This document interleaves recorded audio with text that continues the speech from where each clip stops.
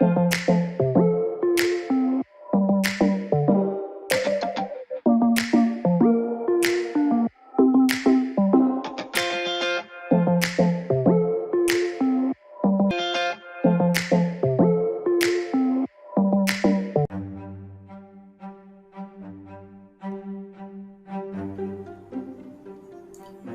back to the Playoffs of Life show with your host Adrian Hatcher and Candace Thomas. We are back with another movie review, A&C movie review. This time we are doing The Flash, a highly anticipated DC movie that just came out this weekend. We wanted to get a good review in, let you know how we feel about it. So we'll start off the pod with giving you our general consensus about the episode, and then we'll go into more of the spoilers after that. So for the synopsis of The Flash, it says Barry Allen uses his super speed to change the past, but his attempt to save his family creates a world without superheroes, forcing him to race for his life in order to save the future.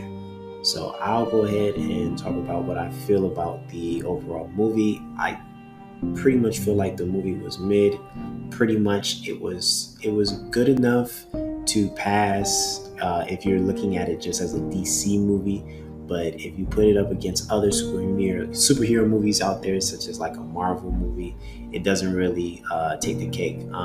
Overall, I would say the movie gets to its final plot and it does its job in terms of trying to move us into like the next generation of DC movies. But the way we get there, I wasn't necessarily excited, or I didn't really feel happy about how the movie played out in general. So I would say the movie was decent, and I am looking forward to a better movie now that DC is in better hands in terms of the producing. But other than that, I would just say that the movie did what it's supposed to do. What do you feel about it? The movie was indeed very mid. There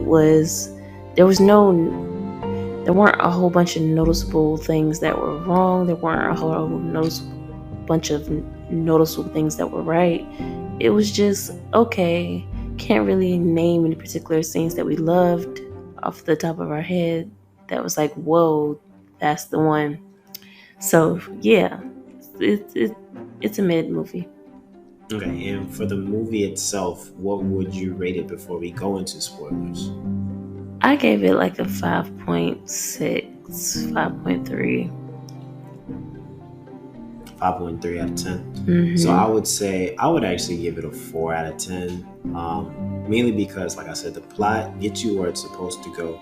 We understand Barry's mission. We understand as he goes along on his journey to change the past. We understand what he has to do and the measures he has to take. But as we reach the conclusion of the movie, even before that, it just didn't keep me engaged or excited about the events playing out. So let's go ahead and go into our spoilers for the movie. I guess I'll go ahead and give out the biggest spoiler of the movie, which I feel like everybody kind of seen this coming. Due to Barry Allen changing the past, he's pretty much permanently made changes to the timeline that he can't necessarily fix now.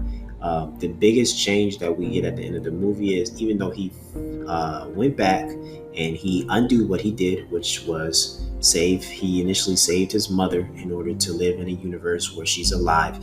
He had to go back in time and he had to undo that, make sure that she did die so that it corrected some of the issues he had caused in the timeline. But as he goes back to his timeline, the Bruce Wayne of his world is no more. Now he encounters a new Bruce Wayne, which means that basically he's created a new timeline with new characters, new things, new opportunities, and hopefully new superheroes in our future that are a lot better than the ones we've been getting. So that was the biggest spoiler of the movie. Overall, with the spoilers, did you like that? Did you like how the movie played out? Did you like how we got there? Like, what is your idea? Way to jump straight to the end. I just felt like that was the biggest one. That's why I jumped. Yeah. I thought it was a okay way for it to play out. I expected, as soon as I saw him move that can of tomatoes, and we noticed that he did in fact change something, I was already wondering, like, okay, is this going to change things? And then we found out it did slightly change things. And then we saw that, he just chose to continue to basically live in the universe anyway, even though it's not perfectly perfect. So he seemed to be okay with the changes that this time around. Because the first time around, when he went and made changes and it caused all that chaos, he couldn't live with that. But I was a little disappointed in the fact that he didn't learn his lesson about changing the past. The whole movie was about him learning not to mess with time, and then he literally ends the movie messing with time. So, but I guess he didn't mess with too much. It wasn't too important. At least it didn't seem like it. Yes, but how much is too much to be important? True. Very true. So Barry Allen basically leads himself down a rabbit hole of time decisions. He basically comes to the conclusion at the beginning of the movie that he can run fast enough to go into the fabric of time itself, and he can choose points and where he can enter himself. He takes this idea, him being who he is, decides to save his mom. Really good emotional backstory right there. I really did like the mom character. I thought she did a great job showing how much she loved her son and how great of a family they were. Of course, because Barry goes back, it centers around him believing if he makes sure that she grabs this tomatoes for a recipe she's making, it would cause his father not to leave, and that would also cause her not to die, because apparently, however she was attacked, the dad being there makes sure that she doesn't get attacked, which means she doesn't die, which means Barry has a great life, or at least a spoiled life with both his parents. Yes, and Barry is raised, loved, and like you said, spoiled, and he is annoying. They show us the 18-year-old Barry, and he is hands down the most dislikable part of this entire movie. Like, I don't know, I'm not sure if it's the acting of like trying to pretend to be young that was annoying me, or if it was just 18-year-old Barry in general that was annoying me. Probably a little bit of both. But he was besides him, like, the acting I think was pretty solid for the movie. But 18-year-old Barry specifically did not enjoy those scenes as far as acting goes. Okay. I was with the movie up to the point of when he meets his 18-year-old self, because after he meets his 18-year-old self, they have to keep these two characters together, not only for the comedic value, but for plot value, because Barry needs to ensure that his 18-year-old self not only gets his powers, but then now, because of the time that got changed, he also has to make sure that Zod, who we know from Man of Steel was the main villain there, he has to make sure Zod doesn't take over and destroy the world. The thing about it is, when Barry went back and changed time, it led to a world without metahumans. So now he's basically one of the only superheroes left on the planet that can actually fight Zod. The thing about it is, in the event of him giving himself or his 18-year-old self powers, he ends up losing it, which I felt was such a huge backfire for this movie. Him losing his powers means that he has to depend on his 18-year-old self to kind of get the plot rolling, because we're here for a Flash movie, but our Flash can't be Flash right now. He has to depend on his younger self to do it. So right. That I really struggle with that part, seeing the 18-year-old Flash being as annoying as he is and as young as he is, and I know he has to mature, but I came to see the Flash movie, and in order to see the Flash movie, I need a Flash that's ready to fight. And this Flash had a lot of growth he needed to go to before he got to his conclusion of his arc. So. Right. And even more so annoying about that part is that they don't even pay it off well. Like, the fully developed Flash ends up getting his powers back, right before the fight. Like, maybe 10 minutes before the fight, he gets his powers back. So it's like, what was the point of taking them? to begin with if you're just gonna give them all back to him right in the final hour. You want to talk about how he got his powers back, how we disagreed with that point? Yes, he had to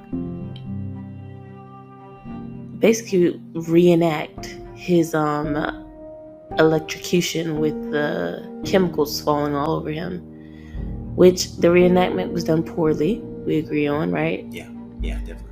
It didn't work the first time, so the second time there's this Supergirl who is the Superman of that world, of that universe now, because the Superman of that universe was killed as an infant.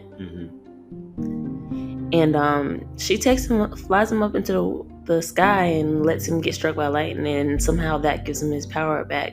When they already discussed previously that the whole reason why he got his powers is because it's the lightning hitting with the mixture of the chemicals that gave him his powers, right? Not just lightning in general. Right. And I don't want to hear he had potions on him after the first attempt.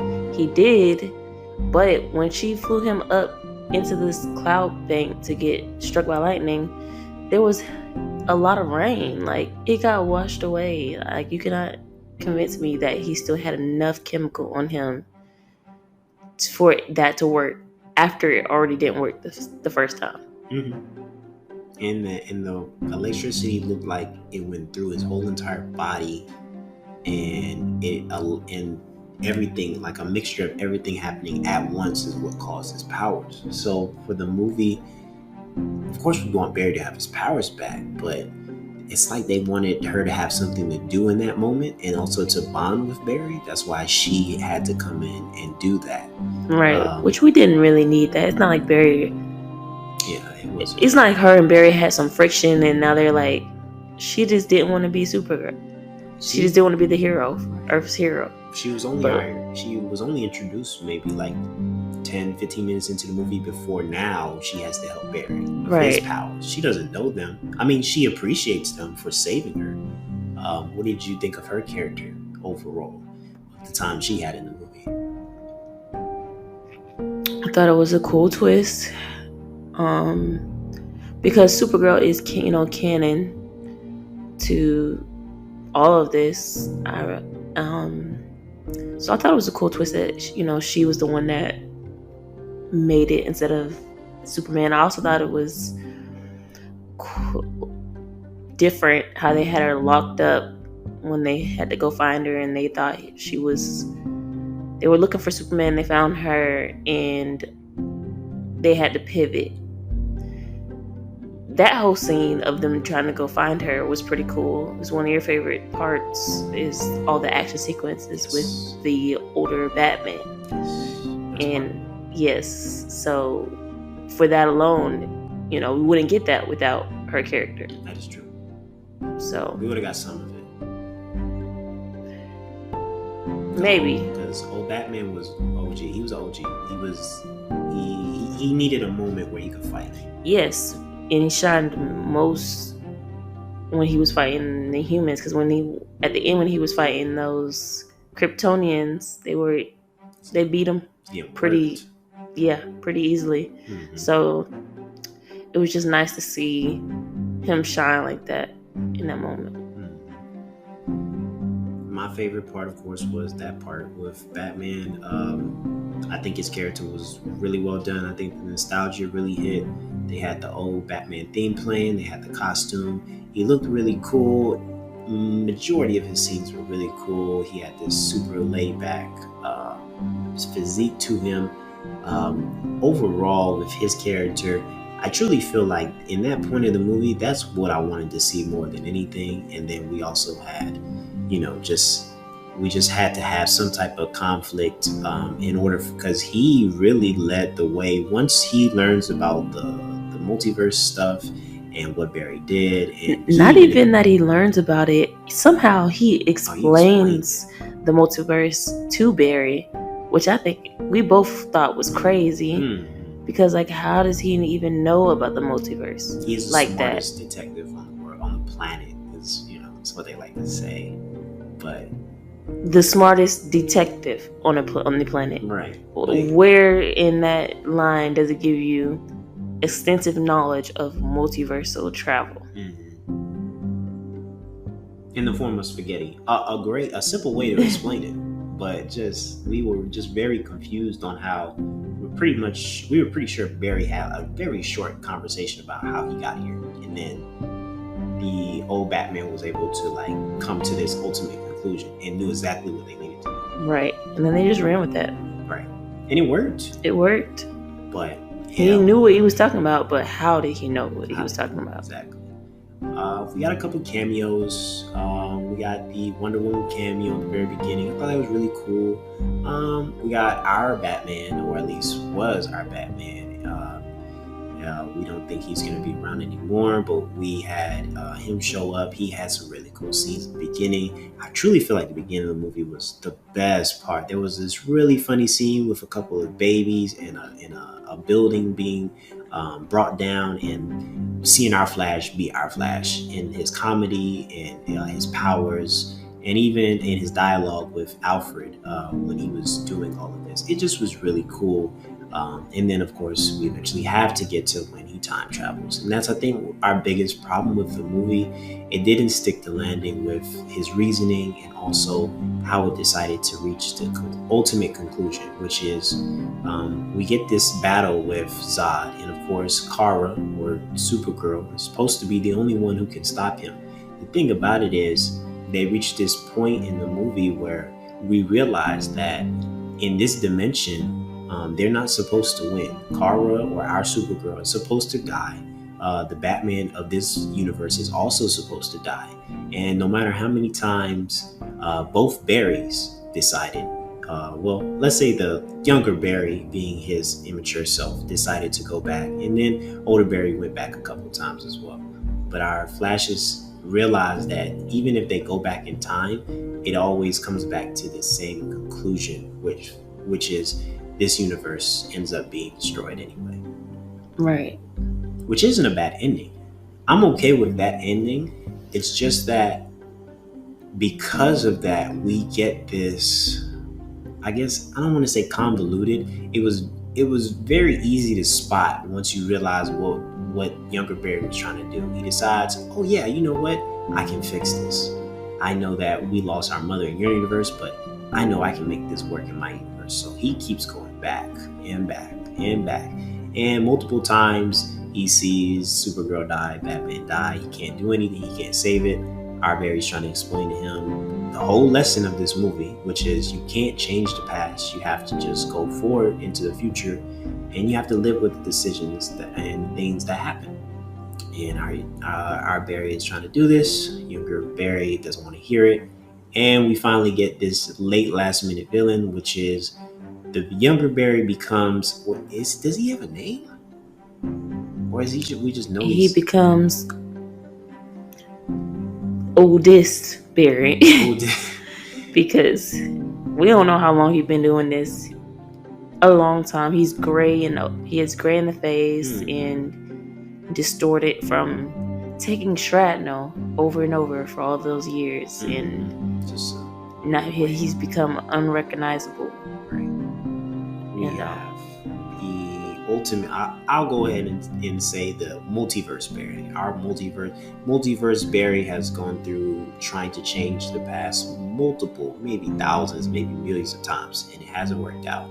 And he basically gives his villain dialogue and explains to Barry, yes, I pushed you out of the Speed Force so you could eventually create me so that I can go through this same thing I've been going through. And now, in order for me to accomplish my goal of saving this universe and winning the war or this battle that I was in, I have to kill you so you don't stop me from doing it. You know, honestly, he might have been right, because the opposite happens. You know, young Barry basically sacrifices himself, causing the multiverse Barry to not exist.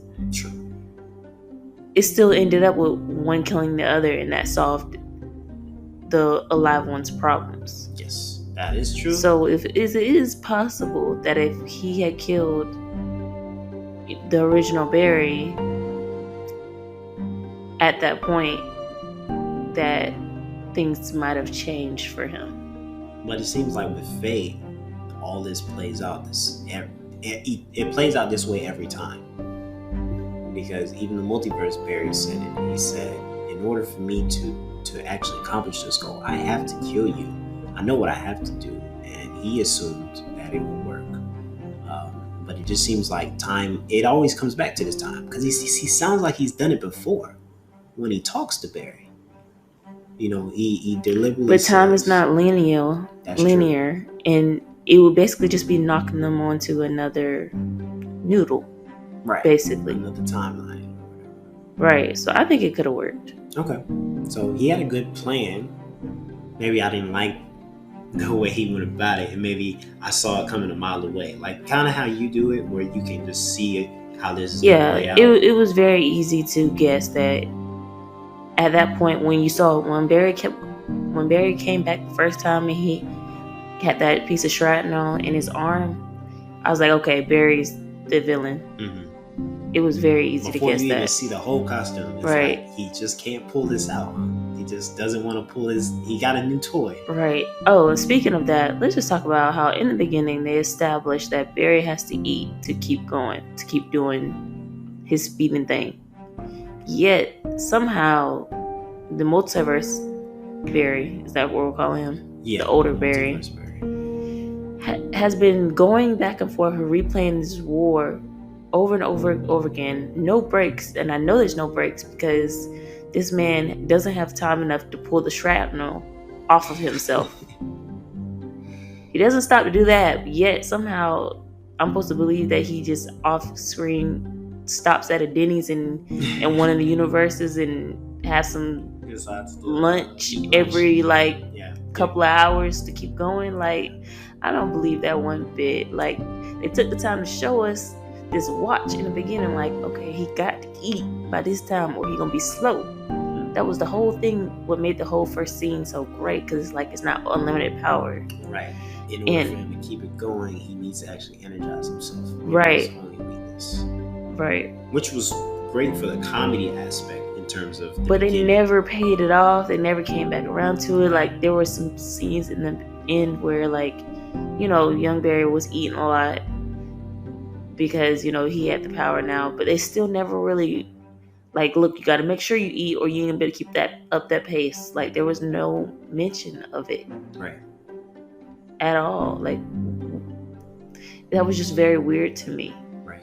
I agree with you. I think it was weird, and I don't think it hit home the way it was supposed to. That was supposed to be probably supposed to be the biggest scenes of the movie, because we start seeing other worlds collide. We start seeing Superman from other worlds.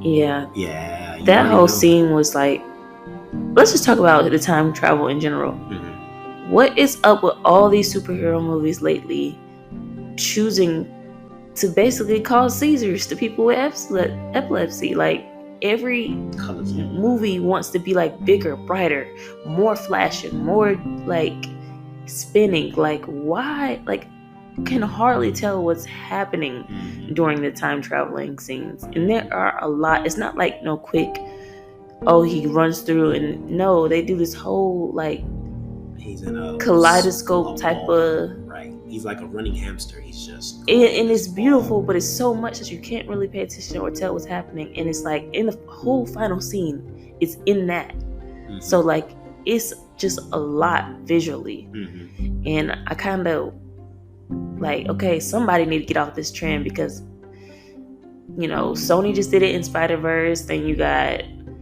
they did it in Multiverse of Madness. They did it in Love and Thunder. They did it in every movie since Multiverse of Madness. Really, superhero movie has been one seizure after the next. Right. They need to have the warning label on the actual screen, like, right, this will induce seizures, or this could harm your eyes. And when it's done well, we probably don't care as much. But then you add the bad CGI with it, and you're just looking at a mess. Right. You understand what's going on a little bit, but it's like there were so many scenes where I'm like, okay, I know that's his mom's face, but it looks so fake.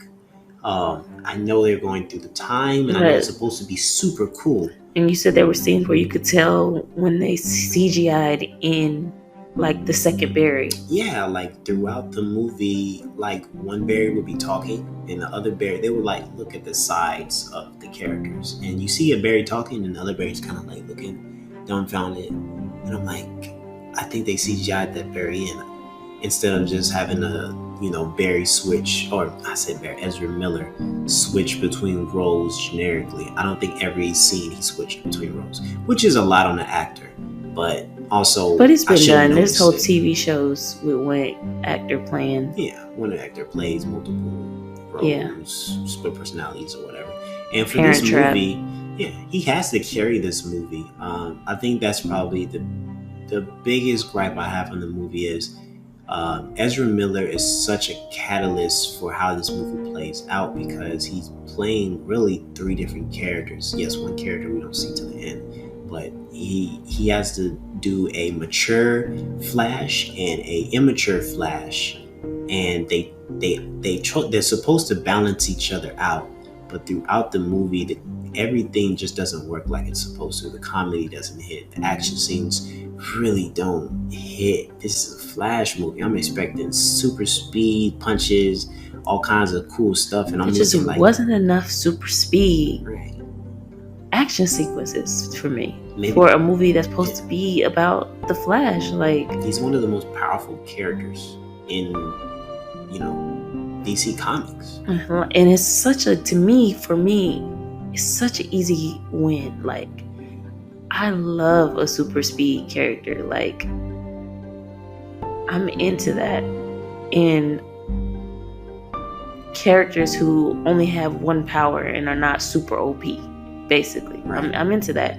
So, strip back the time traveling in this movie still could have been a hit, but they tried to do too much in one movie and it just came off confusing a lot of the time and underwhelming a lot of the time.